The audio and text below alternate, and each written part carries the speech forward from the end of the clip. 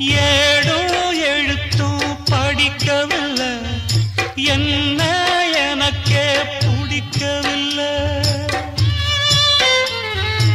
அழகா படிச்சவ சம்சாரம், அதுதான் இப்போ விவகாரம். அக்கம் பக்கம் எல்லாருக்கும் ராப்பொழுது நல்லா இருக்கும். இப்போ இந்த ராவம் எனக்கு பகலா சுடுதே.